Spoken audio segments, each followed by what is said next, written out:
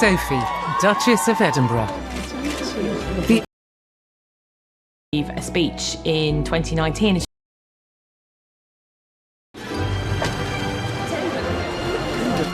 Sophie, Duchess of Edinburgh.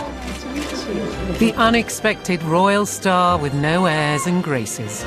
She doesn't give the impression that she thinks she's important. And a friendly human touch. People woke up and saw the side to Sophie that her friends know. The Duchess has stepped up from royal outsider to take centre stage. I hope you are all justifiably proud of everything you have accomplished. Sophie and Edward are very important to the family firm. A happy family life has grounded her. Edward and Sophie have always been adamant that their children should have as normal an upbringing as possible. Her own personal challenges have informed her charity work. Best example of that is air ambulances, which helped to save her life. And made her both a relatable royal and an asset to the new-look monarchy. But the road to royal stardom has not been an easy one. There have been moments of extreme public humiliation. She had been assured that this picture had been destroyed, it was never going to see the light of day. She was Mr. Blobby's PR, but didn't always court good publicity for herself. Slagging off senior politicians and senior royals, not a good thing to do. So how did Sophie go from a royal nobody? The late Queen is reported to have said that you wouldn't notice Sophie in a crowd. To securing the royal seal of approval. It was like a statement by the Queen that Sophie is the real thing. And become a key player in the King's new-look royal family. What we have now is a Duchess of Edinburgh that I think we can all be really rather proud of.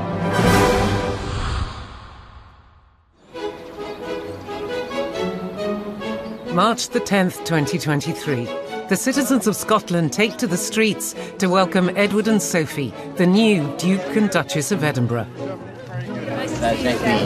The couple are hosting a reception to mark a year since Edinburgh welcomed the first Ukrainian refugees to the city. I've met Sophie on quite a few occasions, on official engagements. She's a very genuine person. What you see is what you get. I think she brings a human touch to royal duty. I think Sophie is almost the perfect royal because she has had a life before the royal family. She has been one of us. She's perfectly under control. The critical quality that Sophie possesses is that she is reliable. She's calm. She's not given to theatricality. She's not temperamental. She's almost normal. What's so wonderful about Sophie now is the rest of the world is waking up to what a nice woman she is. Sophie is the fourth hardest working member of the family, after Prince Edward, King Charles and Princess Anne. And royal experts believe Sophie's workload will only increase in the slimmed-down royal firm. We've lost the Duke of York, we've lost the Duke and Duchess of Sussex. The King's plan always was to slim it down, but the family's sort of done that all on its own. The only members of the firm under the age of 70 are Edward and Sophie and William and Kate. You realise how much weight is carried by Edward and Sophie. The core team now are the Waleses and the Edinburghs and Princess Anne. That's it. Sophie is only the fourth royal in history to be created Duchess of Edinburgh, and she is following in the footsteps of a formidable predecessor.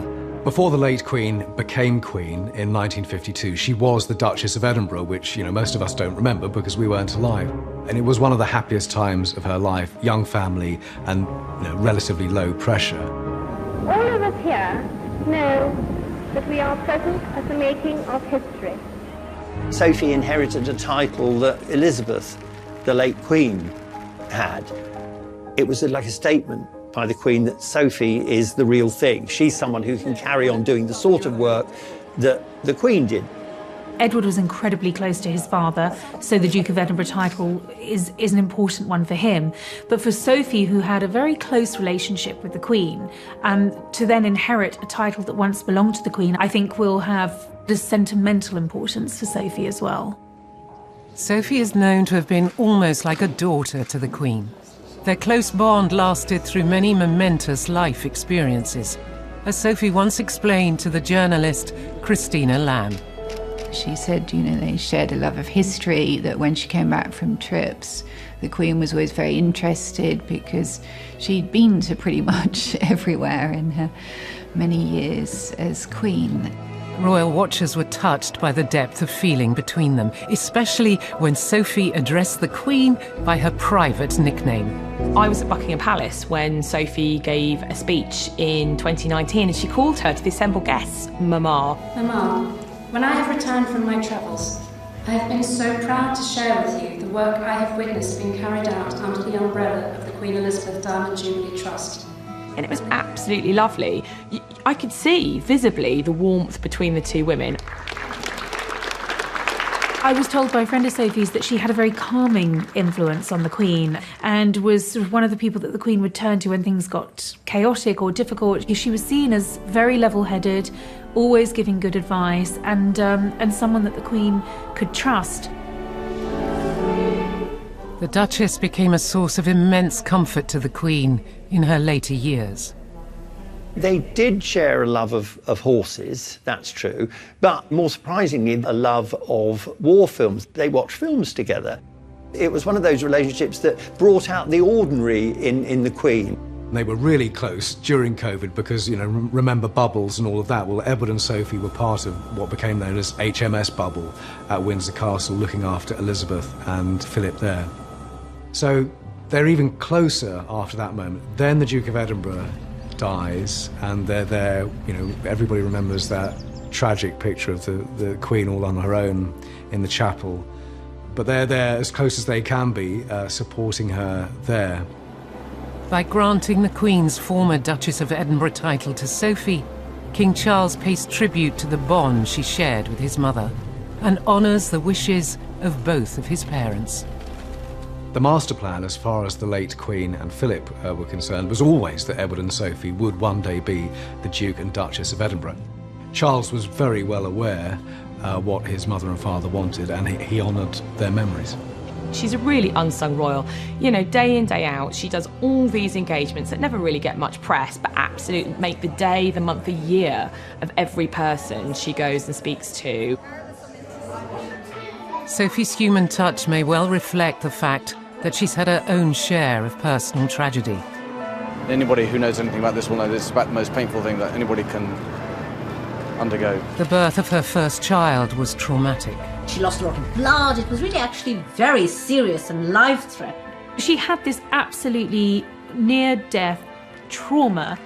And her own difficulties gave her an insight into how precious life can be. I think it taught Sophie and Edward a lesson that you can't take these things for granted, and that many other people suffer in the same way.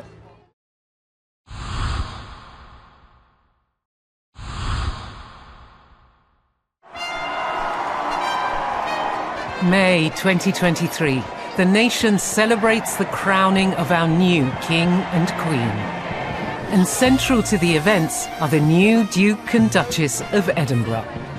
Sophie and Edward and their children, Louise and James, were included in the coronation carriage procession back to Buckingham Palace. It was very lovely to see her celebrating the coronation out and about at big lunches and community projects around Britain. Sophie clearly relishes her royal duty and enjoys meeting people. Today, formality gave way to festivity. The Duke and Duchess of Edinburgh tucked into a coronation chicken pie at a big lunch in Surrey, joining in with people here to share in a day of eating, drinking and celebrating. The Duchess clearly enjoyed the star-studded coronation concert broadcast live by the BBC from Windsor Castle. The likes of Katy Perry, Take That and Lionel Richie entertained the crowd, but it was Sophie who seemed to make the biggest impression. And I think you got to see that sort of sense of fun and that joie de vivre about her when she was dancing in the Royal Box. The song was All Night Long by Lionel Richie, and it did look as if she could have kept going all night long. That's when I think most people woke up and saw the side to Sophie that her friends know, that her family love about her. Sophie is one of us. So dancing at a concert at Windsor Castle made absolute sense, and she knew it would look weird if she didn't. Sophie is known as one of the most relatable royals. Her marriage to Prince Edward was a defining moment in the making of the Duchess.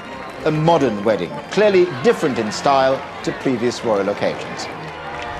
The then Sophie Rhys-Jones married Prince Edward on the 19th of June 1999 in St George's Chapel at Windsor Castle.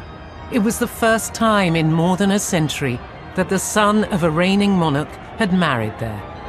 We've become used to weddings at Windsor now with Charles and Camilla and Harry and Meghan, but back in the 90s, that was really quite new. When you consider the previous two royal weddings before Edward's, you had Diana and Charles's spectacular at St Paul's, and then Andrew and Sarah's wedding as well. Edward wanted to do something different. There were around 500 guests, but that's a tiny number given that Edward's an important member of the royal family. This was a very conscious decision to keep it relatively small. While Sophie's wedding day paid respect to royal traditions, it also reflected her wish for a more relaxed occasion, with a dress code to match. Viewers across the world will never have seen the British royal family in scenes quite as informal as these. Weddings are always about the hats. Well, the couple didn't want people wearing hats. And the dress code, rather than, tails and all formal wear, was evening attire. So you had people turning up in beautiful evening dresses. Apparently, Queen Elizabeth, the Queen Mother, was not very happy about this informality diktat and said, "Darling, of course I'm wearing a hat." She did wear a hat. But Edward and Sophie did want it to be as intimate as it could possibly be for a royal wedding. Sophie's wedding dress sparkled, but was perhaps more understated than those of previous royal brides. She'd had 325,000 diamonds and crystals and pearls stitched into this dress, so it was absolutely beautiful. But there was a sort of elegant sophistication that was slightly downplayed in it, and I think, that really does represent Sophie. The overall effect, despite the extraordinary sparkle, is of restraint. It's surprising if you compare it with when Diana married, with this enormous sleeves and puff shoulders and so on. She was also wearing a pearl necklace that Edward had given her as a wedding day gift. And she wore the Anthemion tiara, which was from the Queen's private collection. Though Sophie was happy to wear this family heirloom, she was keen to buck a royal wedding tradition, that royal newlyweds should entertain the crowds with a kiss. The kiss, of course, is another moment that the photographers and the world wants to see. Obviously, Charles and Diana did it. William and Kate in later years did it. I think they were saying, look, we're not going to do this. We're not here just to jump when you, the press, say jump. We have a private life, and kissing is part of our private life. It's not, we're not performing monkeys. I think they felt it was a bit naff to do this kind of kiss for the camera. And I kind of respect that, actually. They just wanted to keep something back for themselves. When you look at the wedding as a whole and how they broke with tradition with that wedding, I think they were setting the blueprint for their future life as the Earl and Countess of Wessex. Yes, we are full-time working royals, but we're going to do things our way, quietly, in the background, not wishing to upstage anyone, not wishing to be compared to anyone. And I think what's so wonderful when you see them as the Duke and Duchess of Edinburgh now is that all of that hard work and that toiling quietly in the background has really paid off for them. After most weddings come honeymoons. Edward and Sophie chose a modest start to their married life, in complete contrast to his older brothers. Back in the 80s, both Charles and Andrew had enjoyed honeymoon cruises on the royal yacht. Soon they were boarding Britannia, their home for the next 2 weeks.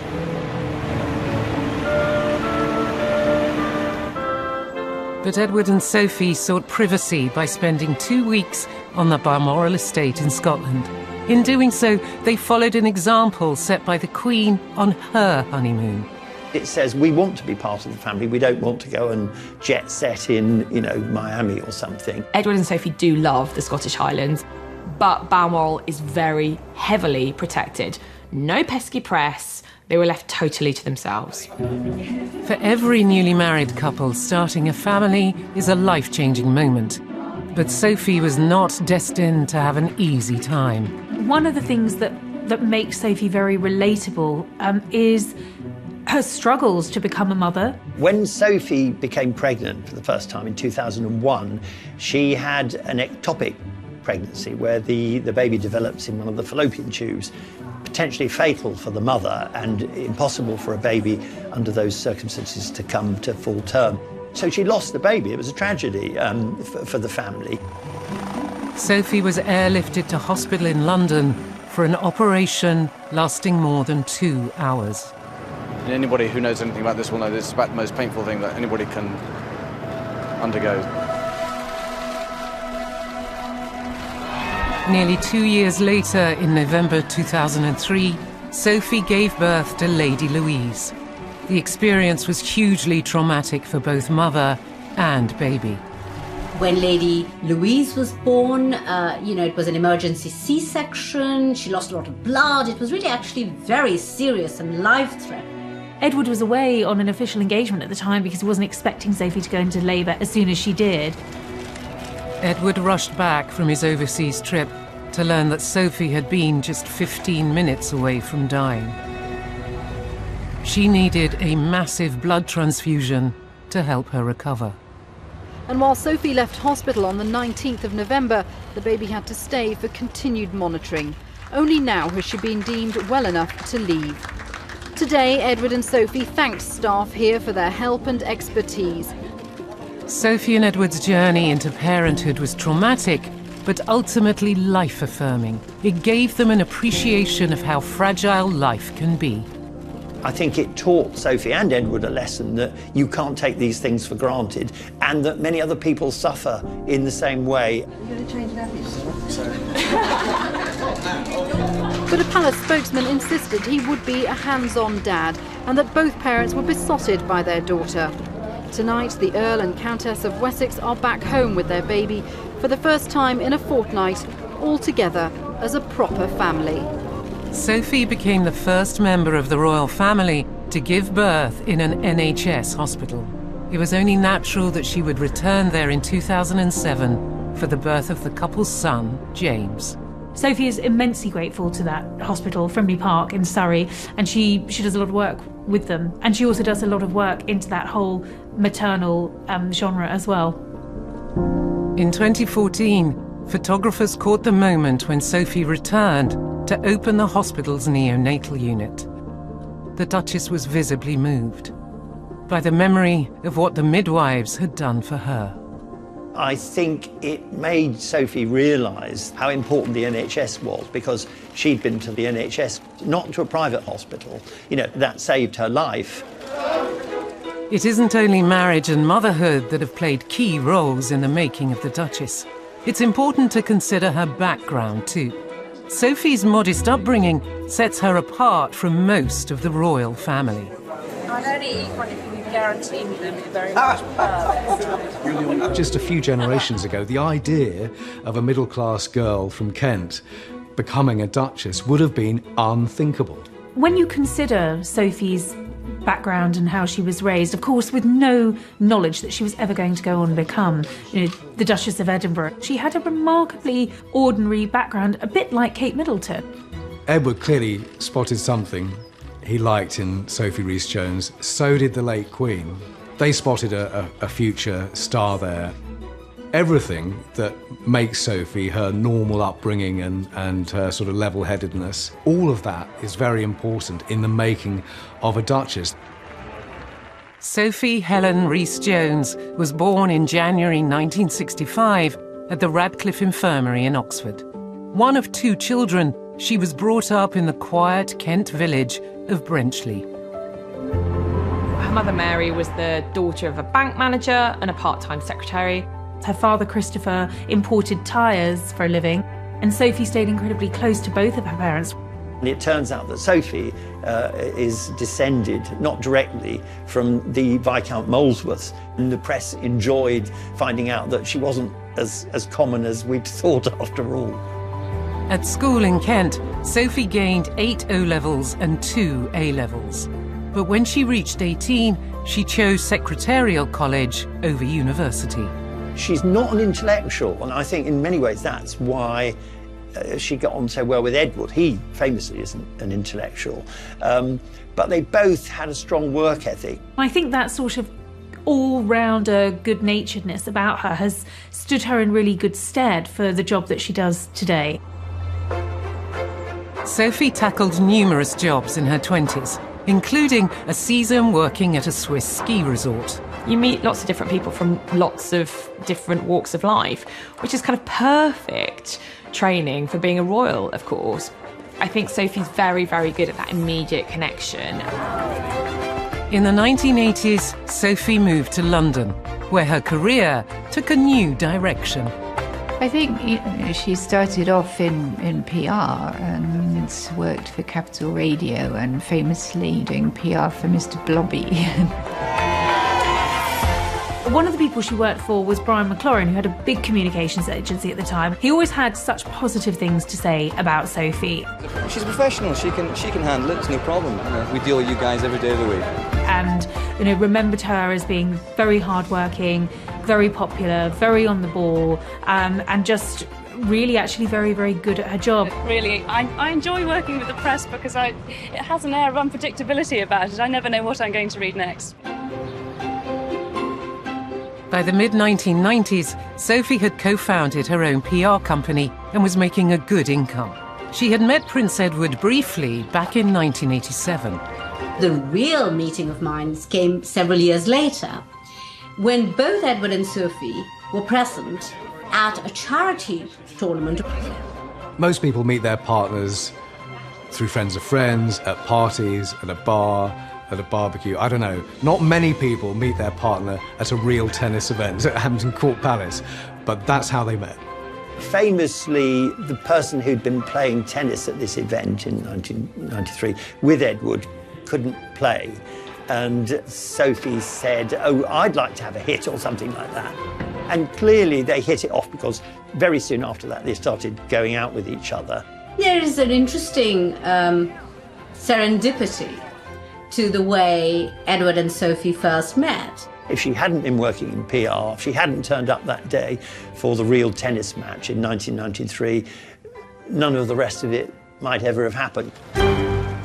Sophie was an experienced public relations professional, but once the news broke that she was dating a prince, nothing could have prepared her for the intimidating force of media scrutiny.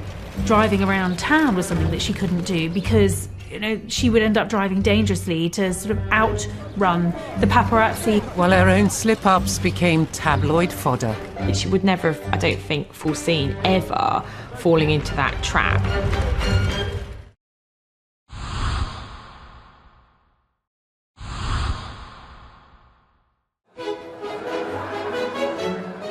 Sophie, Duchess of Edinburgh, has been a hard-working member of the royal family for more than 20 years and was viewed with affection by her late mother-in-law. The Queen liked Sophie from the outset, and she was reported to have said to the Queen Mother and to Princess Margaret that Sophie wouldn't stand out in a crowd. And I don't think she meant Sophie any disrespect. This wasn't a put-down. To have this sort of young, independent woman coming into the royal family, but not eclipsing anyone, was actually something the Queen really admired and appreciated. After all the drama that the Queen faced with her other daughters-in-law, I think she was quite relieved. She gave the respect due to the Queen, both as her mother-in-law, but also as the Queen. That's a difficult balancing act. Sophie's apparent desire to avoid drawing attention to herself is perhaps reflected in coverage of her royal duties. It's rare that many cameras are invited to these events that Sophie does. I don't get it, because I think she's a star of the family and should be getting more publicity. But perhaps that comes from the Duchess herself. She's comfortable with a couple of photographers there, but doesn't want the full show. Sophie's aversion to news cameras may be the result of the intense scrutiny she faced in the early 1990s when she first started dating Prince Edward. we forget now, but when she and Edward first became publicly an item, I mean, there was huge intrusion into her life from the tabloids. When any new royal relationship breaks, it's the press are like a pack of dogs after fresh meat. And everybody wanted to know everything about this beautiful blonde who'd captured Edward's heart. It was inevitable that the paparazzi were going to follow Sophie. Royal romances are good for business. The paparazzi sprang into action after the journalist who was famous for writing Princess Diana's explosive biography broke the story of this new royal relationship. The hottest royal correspondent, of course, was Andrew Morton with all of his revelations about Diana. He gets a sniff of the story of who Edward is dating, and apparently he walked into Sophie's office and said, "What's all this I've been hearing?" She tried to play the relationship down, but not terribly convincingly, and then the world knew that Edward and Sophie were an item. Fergie was blamed for leaking the story. Poor Fergie, she gets blamed for everything. But apparently it was an employee at Buckingham Palace who spilled the beans. The News of the World published Andrew Morton's scoop in December 1993.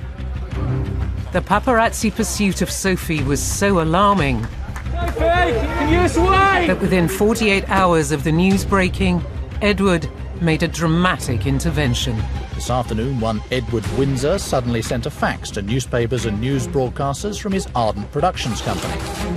He actually takes the unprecedented step of writing an open letter to the editors, requesting them for privacy, and to protect Sophie's rights as a human being. Edward reaching out directly was the first time a member of the royal family had ever done that. I mean, one wonders whether it was Sophie's idea, being, a PR professional that she was. I don't think the press were ever going to sort of let go of that story, and indeed they didn't, because Sophie then became the victim of numerous tabloid sensational stories and stings. Prince Edward's attempts to protect Sophie were echoed in 2016 by his nephew, Prince Harry, who wanted more rigorous protection for his girlfriend, Meghan. Harry's personal secretary, Ed Lane Fox, actually had to tone down the tenet of the statement that Harry put out, so angry was it. But I don't think Meghan had to go through anything like what Sophie did, or Diana did, or Sarah did. Because of her looks, Sophie was constantly compared to another glamorous royal, and not always in a flattering light. If you're a woman and you're blonde and attractive, of course the comparisons with Diana were immediate. It must have been really hard on Sophie. The kind of things that were said about Sophie when I looked back were astonishing. There was no way that you could publish those kind of comments now about her looks, about her clothes and her behaviour.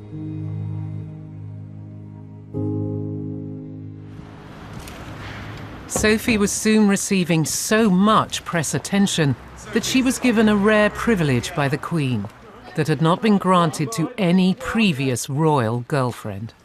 Edward at that point was living at Buckingham Palace, and the Queen allowed Sophie to have a security pass, which enabled her to come and go as she permitted, and to, shock horror, stay overnight. This was a way, I suppose, for the Queen to actually help keep this relationship a little more private, give Sophie a little bit more breathing space.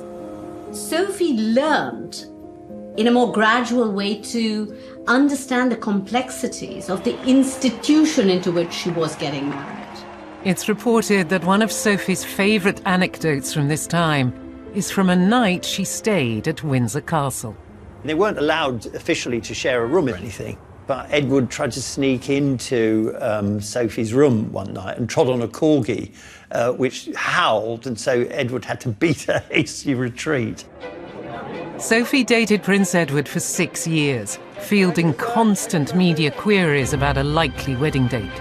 Their engagement was announced in January 1999 to the delight of Sophie's family. We like him immensely, and we've known him for some time, and he's a very, very nice chap. And what are your thoughts about how your daughter will cope with the pressures of royal life? I think she'll do very well. She isn't exactly catapulted in. It's been a fairly long apprenticeship. But no apprenticeship could have prepared Sophie for the tabloid troubles that lay ahead. Only 3 weeks before her wedding day, Sophie was humiliated by The Sun. She's building up to this big day, and the world's going to be watching. Here on the front page of The Sun is her having her T-shirt pulled up. Sophie Rhys-Jones was reported to feel utterly betrayed, and that her engagement had been ruined by The Sun's publication of a picture of her partially topless in Spain 11 years ago. She's larking around with Chris Tarrant, and he's pulled up her top, and part of her breast is exposed. Sophie knew about this picture because she was in it, but this picture had been around for years at Capital Radio in London when she was working in PR. During his Capital Radio broadcast that day, Chris Tarrant seemed defensive about the picture and was critical of its sale to the tabloids. The picture is just a bit of giggle. There must be thousands of girls in this country, genuinely just young British girls away on holiday, who've got pictures like this in their private collection. And that's all it was. It was in somebody's private collection who suddenly decided to sell it for the maximum amount of money they could get. She had been assured that this picture had been destroyed. It was never going to see the light of day. But one of Tarrant's colleagues, Cara Noble, actually had held on to that picture. It's reported that Noble was paid £100,000 by The Sun. The backlash was so intense that the DJ was dismissed. She left the country and relocated to Los Angeles. The palace absolutely swung behind Sophie, as you would hope, and they said it was premeditated cruelty. The Queen, in Wales today, was furious at what's seen as blatant intrusion, and it was stressed the Prime Minister supported the royal family in condemning what's been printed and making an official complaint. The Sun, unusually, even admitted they were wrong and apologised and made a huge donation to charities of Sophie's choice. That was a press battle that the royal family won, but hugely mortifying and embarrassing for poor Sophie at the time. This unpleasant incident was a defining moment in Sophie's royal apprenticeship and gained her sympathy from the press and wider public. Pretty much everyone agreed it was a nasty thing to do just before someone gets married. Sophie, she had this huge amount of good feeling, which lasted for a long time into the wedding and beyond. But if the topless exposé was humiliating, there was worse still to come. 2 years later, while Sophie was still running her own public relations company, she became front page news again. She was targeted by Mazir Mahmood, the so-called fake sheikh who worked at the News of the World. He was making a career as posing as an Arab businessman and entrapping various, celebrities. Sophie fell for this precisely because she'd worked in the PR industry. And in PR, if you've got a potential client, you have to be nice to them, you have to charm them. So poor Sophie said things which she must have deeply regretted. Sophie allegedly called the Queen an old dear and said that Charles and Camilla were waiting for the Queen Mother to die before they got married. She was absolutely right, but remember, the idea of a marriage at that point was absolutely unthinkable. It's also claimed she criticised Tory leader William Hague's appearance, as well as Tony Blair's leadership style. Of his wife Cherie, she allegedly said she's horrid, absolutely horrid. She described the leader of the opposition, William Hague, as like a puppet. It's quite funny thinking about it now, but royals are not supposed to have any political opinion. More damning for Sophie was her remark that a PR company with royal contacts has a commercial advantage. She's reported to have said, "It's not something anybody promises, it's just something that occurs." It's this comment which has caused particular concern in royal circles. It's known Prince Charles had previously warned about Sophie's potential conflict of interest. He'll now play a key role in the palace inquiry. There's a red line for Charles and the late Queen about, accusations of cashing in. Sophie hoped to bury the story by giving an exclusive interview to the News of the World, defending her husband against rumours that he was gay and revealing details of their struggles to start a family. But the fake Sheikh story was printed in a rival newspaper instead.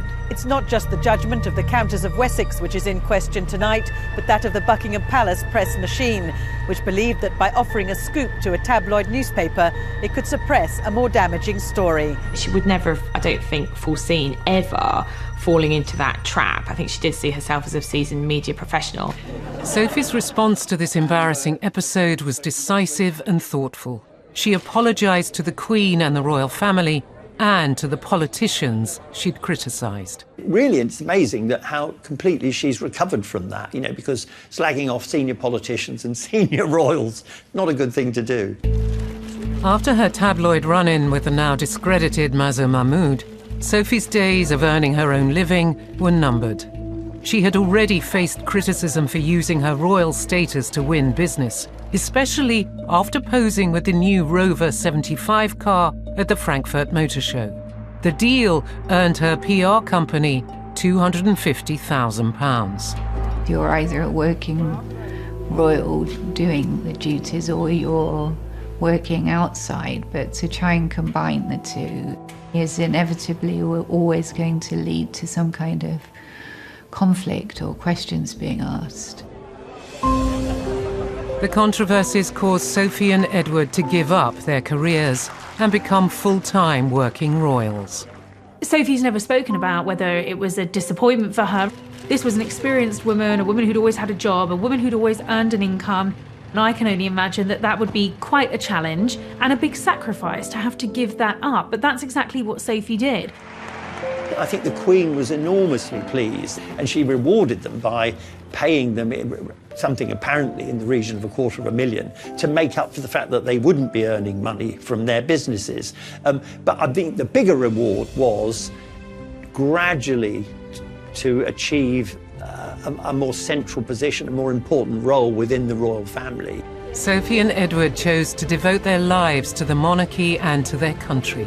As a result, they have turned their lives around, finally earning the love and respect of the British people.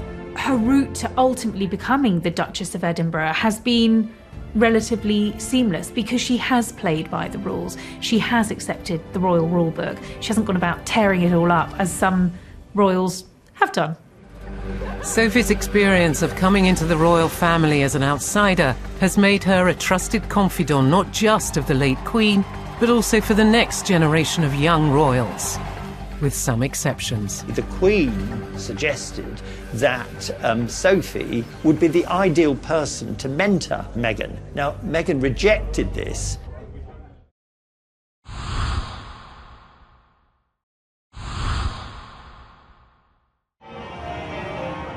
Since becoming a full-time working royal in 2002, Sophie has hardly put a foot wrong.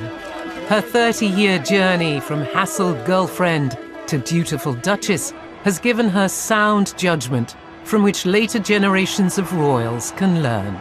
It was the Queen who suggested actually to Meghan, Duchess of Sussex, that Sophie would be a really good person to talk to because Sophie had come in as an outsider, married into the firm and made a great success of it. But the suggestion was apparently not welcome. Meghan rejected this and said, "Oh, I don't need that, I've got Harry to do it." And Sophie, I think she was really hurt by that because it was simply an offer of help. Sophie invited Meghan round for a cup of tea and a chat at Bagshot Park, but it was never reciprocated at Frogmore Cottage. She must have thought later on that it was a bit rich that when Meghan complained, she didn't realise she had to curtsy to the Queen even in private. These are the sorts of things that she would have found out from Sophie. And the Queen probably thought, well, if she becomes Duchess, she won't have to curtsy to Meghan anymore. And that would have been quite appealing. For other royals raised in a family that's famous for its emotional austerity, Sophie has been a comforting presence. They're taught to be tough and independent. Emotion is seen as somehow soft and not very, it's not the sort of thing royals do, whereas Sophie does. There was a moment in Scotland when the Queen's coffin was being taken to Edinburgh. Princess Anne is curtsying as the coffin arrives, and Sophie is there sort of supporting her. You got a glimpse of that closeness there. You can see she's more tactile with a literal human touch. for Princess Anne, and with little Prince George as well, future king. There's always that hand of comfort there. Sometimes even Sophie's good nature and patience can be stretched, as this candid Sky News footage of Sophie and Princess Charlotte apparently shows. Sophie is in a very enviable position of not just being a safe pair of hands in terms of her professional duties, but I think she's very well liked within the inner circle of the royal family. She does seem to have found that balance between being a royal and having a sort of ordinary, fun, happy, healthy lifestyle. Sophie is keen to maintain as down-to-earth a life as possible for her two children, Lady Louise Windsor and James Viscount Severn, now in their teens. She's just totally devoted to those children, involved in every part of their lives, and just is a wonderful, supportive mum. Edward and Sophie have always been adamant that their children should earn their own living and have as normal an upbringing as possible. So no HRH title, His or Her Royal Highness. They're signalling that they want them, but to have the chance to lead ordinary lives and work in a way that perhaps their parents would have liked to have done if things had been different. Lady Louise has just started university. We know that she got a job at a gardening centre in the summer, but other than that, we know very little about her, apart from the fact that she's inherited her grandfather's love of carriage driving. In this BBC documentary, Louise pays tribute to her late grandfather, Prince Philip, and talks about how he encouraged her interest in the sport. The Duke has been so involved in my driving, which has been lovely, but slightly scary because he invented the sport pretty much. But it's incredible to have learnt firsthand from him and definitely made us closer, I think. Good boy. Sophie may come across as down to earth, but the Edinburghs live in a stately home boasting 120 rooms. It was a wedding gift from the Queen. I went to their house in Bagshot Park, which is enormous, and she was talking about trying to give her children a normal childhood, but then she sort of laughed and said, well, this isn't exactly normal when your grandmother lives in a castle and you live like this, but as kind of normal as possible within that. Since joining the royal family, Sophie has become the patron of more than 70 charities. The charities that sort of I feel she's most associated with are the ones that are quite personal charities for her. Her daughter was born with an eye condition, so there was a desire to help other people with similar problems. Best example is Air Ambulances, which helped to save her life in 2001 when she had an ectopic pregnancy. She's done as much as she can for Air Ambulances up and down the land ever since, because, you know, she feels that everybody should have access to them when they really need it. She recently succeeded Princess Alexandra as patron of the Guide Dogs Association. This is a charity that she's really happy to be involved with. She clearly loves dogs. They've got dogs of their own. Sophie has also used her royal status to highlight women's issues in other countries. Central to Sophie's charitable work is her support for women, especially women who've survived sexual violence, and her visit to South Sudan was part of that. She was very good at speaking to the women, lots of empathy, but also just sort of very down to earth, easy to talk to. Someone well known from the British royal family going there and speaking to survivors of sexual violence, the world's focus then is turned to a country like that. And it's much more difficult then for a country to ignore a problem. As the new reign of King Charles begins, it will be Sophie, Duchess of Edinburgh, who will be at the centre of it. She's managed to become, in a way, the go-to working royal, the reliable one, and the one who's seen by everyone to be doing good. She's developed her own style and look and her position within the family. I'm sure that she's seen by most people as the epitome of a sort of what a modern royal should be. Her years of dedicated duty, often away from the cameras, have made Sophie one of our monarchy's greatest assets. I think Sophie's legacy will be that You can be a commoner, you can join the royal family, and you can make a really good job of it. What we have now is a Duchess of Edinburgh that I think we can all be really rather proud of.